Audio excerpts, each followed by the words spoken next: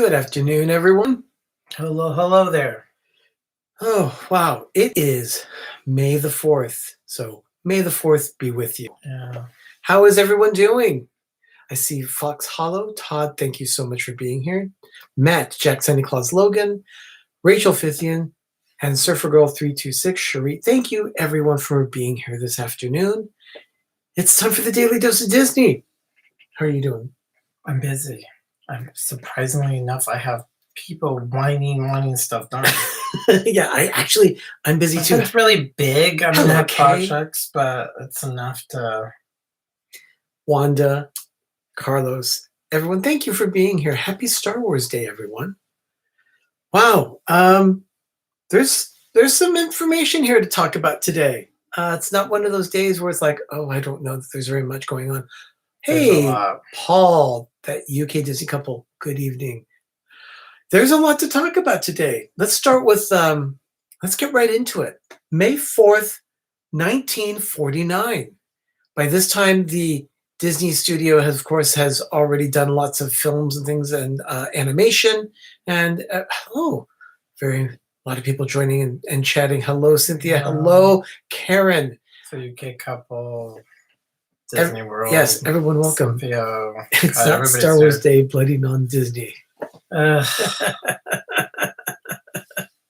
Paul, I do know your feelings. I actually kind of in agreement with Paul. To me, Star Wars is Star Wars. It's not Disney. But that's, Actually, I like Richard's description. Happy episode release day. Richard, the Orlando guy, released part 2 of his ongoing documentary regarding the history of Orlando. So go check it out. Yeah. Definitely check out the Orlando guy. And if you've not yet subscribed to him, please do so. He's one of our support channels and has been an immense help to us. Definitely huge help. Thank you, Richard. May the 4th, 1949, Disney has been releasing animated films, but on this day, they release a specific film which changes part of their history. They released a documentary. Hello, Arjons. This history is about True Life Adventures. Okay. Remember, Disneyland, when it first opened, there were various names. Tomorrowland was supposed to be called the Land of Tomorrow.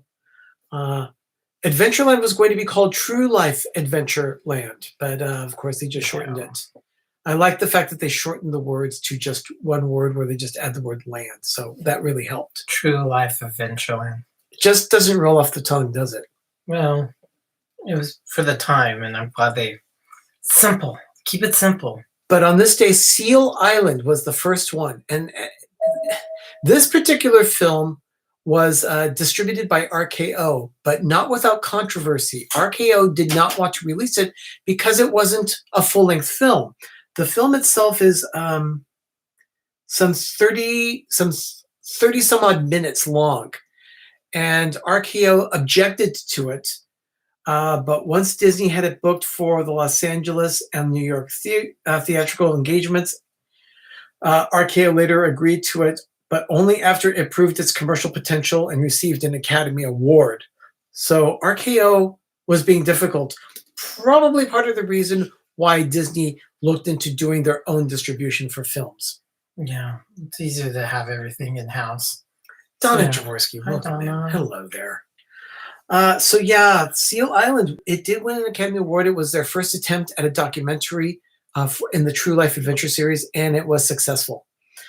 1965, this was a rumor, but boy, what a rumor. The Orlando Sentinel published a rumor stating that there was possibly going to be an East Coast Disneyland. The rumors are starting to spill out. It was, a little bit wild that they finally did the press release? Yeah. It was shortly after this. Yeah. So we'll probably find out soon. Yeah, exactly. For 1965, of course, that was a big deal. Huge deal. Of course, we all know Walt Disney World is just a mega complex, larger than the city of about the size of San Francisco, and double the size of Manhattan. That's significant. That's a lot of land. It's just still, you have to, it takes a lot to think about that because they are definitely, wow. they're in charge of that land. That's a lot of land to be in charge of for a single company. Richard says he needs likes on his new video. I forgot to put the like and subscribe graphic at the end. Definitely affected the engagement. Oh no. Okay. Wow. Okay. Well, Richard, definitely. Everyone, go check out Richard's video. Give it some likes. That really does help the algorithms. You know, the more a video is liked, the more likely the algorithm is to pick up on it and then start referring it to other people. So go do that. Go check out his video after our stream and like the video and then share it out. It's more than just it being viewed. It means that people are giving it attention. Yeah. So come to find out, there's a secret sauce to how YouTube works. Yeah. And no one will ever figure it out. It really is a whole thing. There's a whole thing, but you know, they know it's getting viewed because it's getting clicked. They want more. They want people to like and all that kind of blah. Thank you, Wanda. Rhonda of Cruising for Food. Thank you so much. Yeah, you see, exactly. it. Like Todd said that he got a lot of love for his whoopie pies video that he posted yesterday. Very same thing. Yeah, that looked very engaging. I liked it. Hashtag shameless plug, Richard. Oh, we're all here. Yeah. 1977. Oh, This was the opening. my favorite. Yeah, it's one of our favorite attractions of all time. On this day, Space Mountain opened at Disneyland. It wasn't the official grand opening. It was more like a soft opening, but it finally opened at Disneyland on this day in 1977.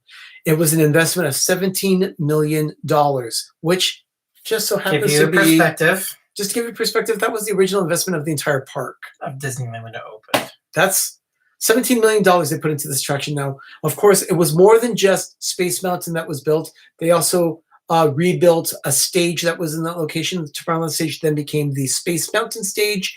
They opened a restaurant there called the Space Place. And then they also opened an arcade, or what they called the Starcade. So it was a whole area of that corner of Tomorrowland that was opened on this day in 1977. 1998, let's stay in Tomorrowland. Now, I posted a picture on Instagram of me standing in Tomorrowland 11 years ago. And Kay Atwood, who was here in the stream, said that it gave her kind of a Star Trek vibe because it kind of looks a little Spockish, I guess you could say. But I'm just standing in front of the Moonliner. It's a rocket that's there in Tomorrowland. It opened, or it was finally revealed on this day in 1998. Bar saw the photo. Yeah, so that's me standing in front of the Moonliner, which happens to be right outside, at that time, Red Rocket's Pizza Port. And Red Rocket's is when it first opened, it had incredible pizza and pasta. Great food, Now good salads. Now it's not what it used to be. It's two yeah, open containers, and it's very cheap. Definitely. Hello, Rachel. And Mike Wheeler, thank you. Welcome in. Yeah, everybody is very chatty. Very good. Yeah, please go ahead and continue the chatter. That's wonderful. I'm glad you're able to converse with each other as we talk about history here. So yeah, 1977, that was fantastic. 1998, that was also fantastic. By the way, the original Moonliner, it was originally sponsored by TWA.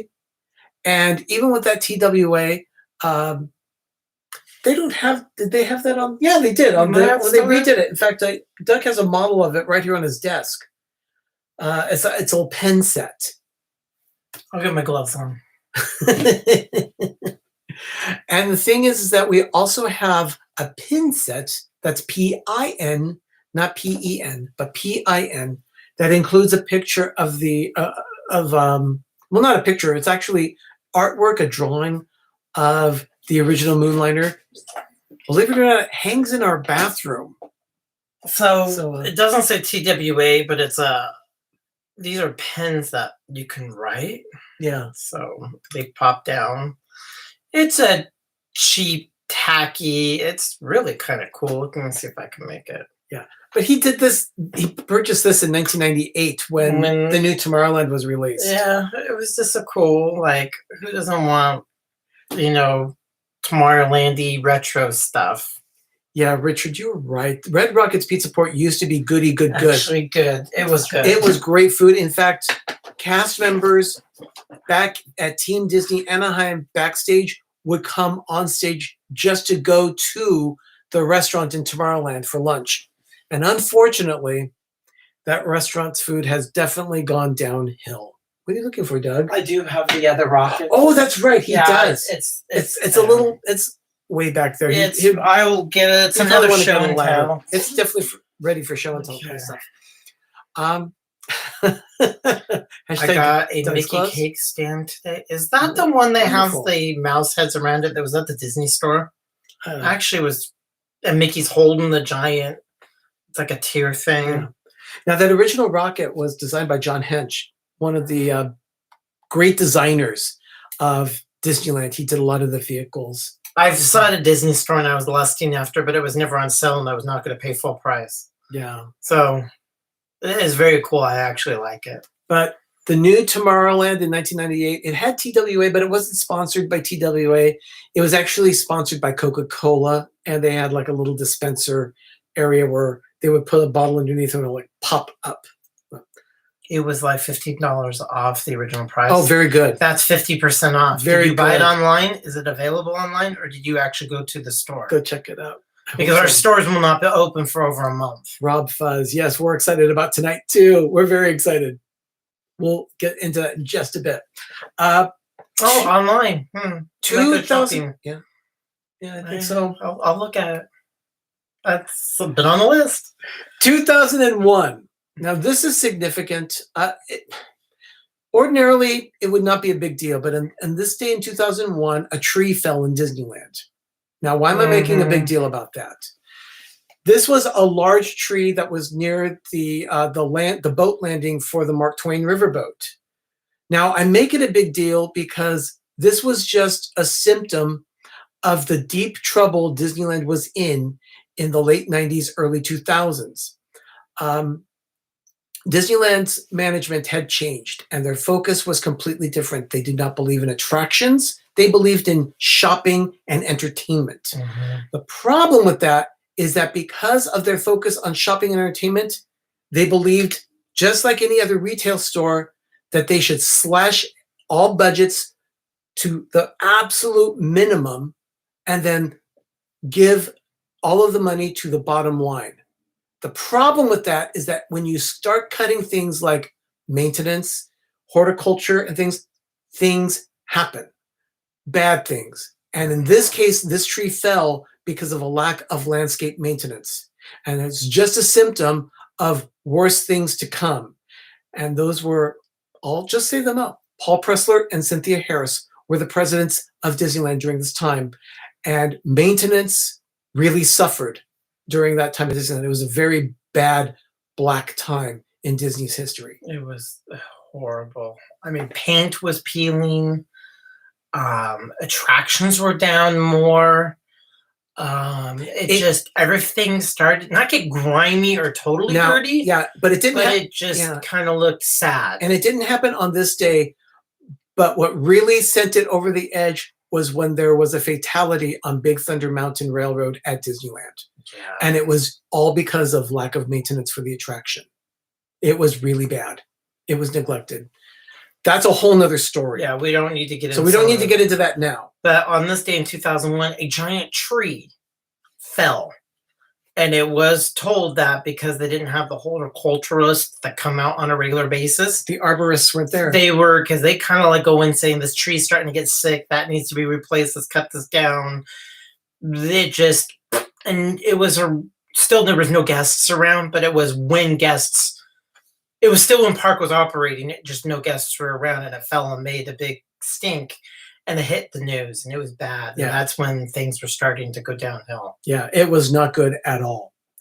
2002, the El Capitan Theater is back in the history stream here, and that's because Disney had been doing a special series of films at the El Capitan on Saturday mornings. On this day, they actually released the movie Robin Hood for a Saturday morning matinee. I think that's pretty darn cool. I kind of wish that movie theaters would go back to doing like Disney cartoons, like on a Saturday morning or whatever, and you can have, you can view like an old time. I would love to see movies like Peter Pan and Alice in Wonderland, Sleeping Beauty back on the big screen at least one more time. Just sometime. I would love to see that. Mhm. It's just not the same watching it at home. 2005. Doug and I were in Southern California on this day. This is God, I can't remember. It's 15 years ago today. We could not go to Disneyland. And that's because Disneyland was closed on May 4th, 2005. They were getting everything ready, the last push for a media event. And VIP party that night. It Yeah. was all. They gave the premiere viewing of Remember Dreams Come True fireworks, and we actually saw those fireworks from across the street. Yeah. We were at dinner across the street at Tony Roma's with friends that night, and then we got out of the restaurant, and there were the fireworks going off. Mhm. Remember that? I do. Will and Victoria were just, it was wonderful spending that time with them. Absolutely great time. But that was in 2005. And also in attendance that night was Julie Andrews. Julie Andrews herself was there. She was the ambassador, the dedicated, what was it? My notes She say was the honorary ambassador for the 50th anniversary of Disneyland. Yeah. That's how it was classified. Here's one that pulls at Doug's heartstrings. In 2007. I never got to do this, and they stopped it a couple of years ago. Yeah. They have what's called Railroad Days in Fullerton. Fullerton's like a town that's right attached to Anaheim. They packed it up and they took the KC Holiday engine number 1 to like Fullerton Railroad Days, and I just never got to see it because it was always a weird time. So Lewis, I miss double features too. Definitely. Professor came from Disney Store and has zero experience. Yes, we could talk about it ad nauseum about the Paul Pressler, Cynthia Harris. They were retailers and had no concept of. Richard said Cynthia Harris was just a nut job. That was apparent actually when she actually sat down with Doug and me for about 5 minutes. We did actually run into her and actually had a conversation with her. And she asked our opinion of how we thought things were going. And we were not nice about it. We were actually very blunt. Mm-hmm. We told her we really see problems here. And Disneyland's grown. We're going to be doing more. And then she got it. The Matt Ouimet came. Yeah, it wasn't long after that Matt Ouimet was then brought in to help bring the 50th anniversary, because it was not supposed to be as spectacular as it was that we were told.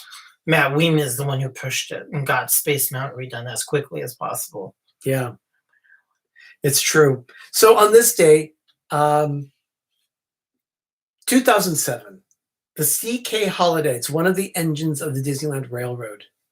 It was actually put on a flatbed truck and it was driven up the road to Fullerton. They were getting ready for something that they called train days in Fullerton. I know. It was always around my birthday. It was always around the 1st of May. They actually Railroad Days is what it was called. Railroad Days. It was an annual event. It went on for about 12 years or so. It was for a long time. And then they canceled it. They no longer do it. But man, I'll tell you, it's something that we really wish we could have done it at one point because they always did a great job of presenting railroad history and everything. It was a lot of fun. In fact, this particular engine was the number 1. And why is it named CK Holiday? CK stands for Cyrus Kurtz. He was the founder of the Atchison, Topeka, and the Santa Fe Railroad. And they were big supporters of Disney. In fact, they were one of the first sponsors for Disneyland. They had a 10-year agreement. I believe it was 10 years. I think it was 10 years. I have to check. It's in my book. And then Ernest Marsh and Fred Gurley were also past presidents of the Santa Fe Railroad Corporation. So there are 4 engines there they have the Fred Gurley, they have the CK Holiday, Ernest Marsh. The 4th is well, the 5th one's Ward Kimball. Ward Kimball's the 5th one. E.P. Ripley. E.P. Ripley. The E.P. Ripley. These are all past presidents or people who worked for the holiday. They were all, yeah, Santa Fe was definitely major backers of early Disneyland. So yeah, where in the Magic Kingdom in Florida, they're all named after Walt and his family. Walt, Roy, Lillian. Yeah. But in Disneyland, they're named after presidents of the Santa Fe Railroad. Yeah, so it was a big deal. And then on this day in 2012, Marvel released The Avengers in theaters. So, yeah, Marvel, that's another one. Love it. I mean, I appreciate it, but it's not Disney. I just could care less. Moderators, thank you so much for your help today. I mean, it's really been helpful. Oh, yes, Broggie is another big name, Richard. Right. Broggie. Roger Broggie is the son of Michael Broggie. Michael Broggie. Michael Broggie is the son of Roger. Roger worked for Roy and Walt to get the railroads built. And then when they built the Magic Kingdom, they're like, it's just cheaper to refurbish existing railroads. So they had Roger go out to the central part of America and plantations to buy the engines and repurpose them because it's too expensive. They built everything from scratch at Disney. The CK Holiday was one of the 2 engines that was built at the Disney Studios.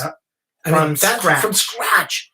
No, people just don't do that anymore. No, it was the cost and the time, and they needed trains for the Magic Kingdom when Walt Disney World opened, and they just said, "Oh, buy what already. Just go down there, find it," and that was his job. Yeah, but man, that was pretty significant. Also, Jeffrey was quiet. It was nice. Your birthday, I'm still. I don't know if I'm kind of milking it this week, but it's melancholy. Yeah. Do you not think that Marvel has brought in more cash for the studios? Oh, absolutely. They've brought in a lot of money, and they want to continue that money, which is why they're building the different campuses around the world. You just can't build it in Florida because of an agreement with Universal, unfortunately. Oh, I love both of them. It's just they're not Disney. Just the way it is. There's no way to disagree with me or try to argue. It's the way it is. They were acquisitions. For some reason, people are able to turn the other way for Pixar. You can turn the way because it pretty much started off with Disney. So if it was Pixar and then Disney took them over and Disney was never associated, it was Disney Pixar from the very, very beginning. To me, it's always Disney. Yeah. So that's fun. So you're all going to watch us tonight. Oh, yeah. Just going to chitter chatter for like crazy. Definitely. It's going to be a big deal tonight. There's a lot happening. You've got your regular Monday night here on YouTube, but for us, it's a big deal. So it's going to start at 7 p.m. Eastern with Practically Perfect Park Hopping. 8 o'clock is Steve's World. 9 p.m. May with Mickey's Magic. But tonight at 10 p.m., PTV Live will be on. Ben will be with us, as will some of our support channels. I see Richard here, the Orlando guy. He's not going to be on with us, but he's been such a huge support to our channel, as Two Real Geeks are also supports. But on tonight with us are 3 of our support channels at some point. Rob Fuzz, and then we've got D&G Explorers, and then we have More Sunshine Please. All 3 channels have agreed to come on with us tonight for our show as we celebrate our 1-year anniversary of live streaming here on Pepper Tree Villa. And we are so excited about it. I can't believe it's been a year. And we are I was terrified and hated it when we first started it. Hated it. For me, it was just old hat. I've always been in front. Richard says, I can make a vocal appearance. Okay. Richard, just record something and I'll play it during the stream. Okay. But it's been such a wild ride, and it's only 1 year, and we're just starting to do this. So we're having a lot of fun with it. I may have Doug take a nap before tonight. No, I have so much. I need my phone and everything buzzing, and people need my attention. I don't want to give it away. There's a dragon.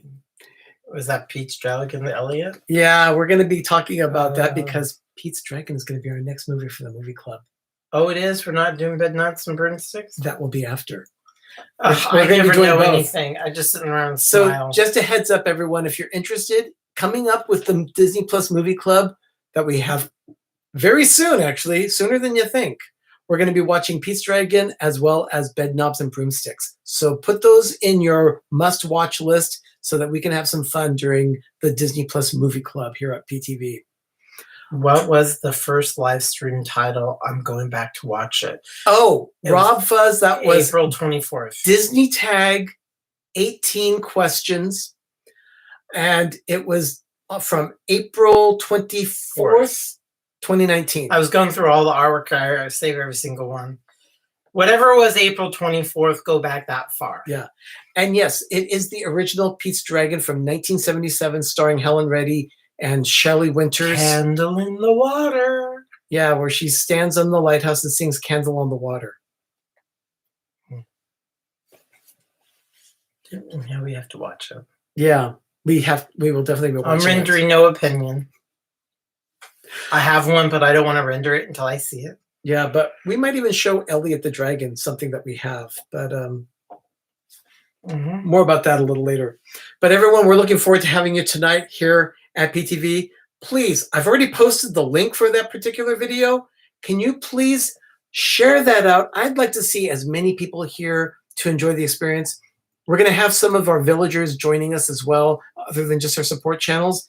There are a few that are going to be joining us for a minute or two. We might even meet Megan, my niece. She's thinking about joining us, but probably at the very beginning of the show, so you don't want to miss it. Oh, there it is. PTV Live's #1. Disney Tag 18 questions. Thank you, Rob. Wow, he's so resourceful. That's it. So that was our first live appearance, and we really didn't know what we were doing at that point. I will never watch it. I don't want to watch it. So yeah, terrified please. as already is. Donna remembers that stream. Thank you, Donna. Yeah, and make sure if you want to celebrate with us, have some Cheez-Its, some Wheat Thins, and also some Diet Coke, because I'll have that here on my desk as we're doing the stream tonight. So yeah, I was the very first comment. Rob was the first comment. Really? The first comment? Yeah. Yeah, Rob was the first one, and then he shared it out on Twitter, and suddenly we had 20 people watching. It's our first time we're like live, and all of a sudden this person called Rob pops up. Wow. Yes, that's Rob. terrifying. Yes, Rob. Cheez-Its and Diet Coke, they're not official sponsors of it, but eventually we'd like to get some sponsors, and I know Diet Coke is one of those that I'd like to have a sponsorship for, because it's a guilty pleasure. I love Diet Coke. Everyone, thank you so much for joining us today for this edition of the Daily Dose of Disney. I'm Arnie. I'm Doug. And you've been watching it on Pepper Tree Villa. And remember, tonight, 10 p.m. Eastern, 7 p.m. Pacific, PTV Live presents our first year anniversary of live streaming here on YouTube. We're very excited about it. Cannot wait for it. We'll look forward to seeing you all here at 10 p.m. tonight. Everyone, have a magical evening and have a great, big, beautiful tomorrow. Ciao. Bye, everyone.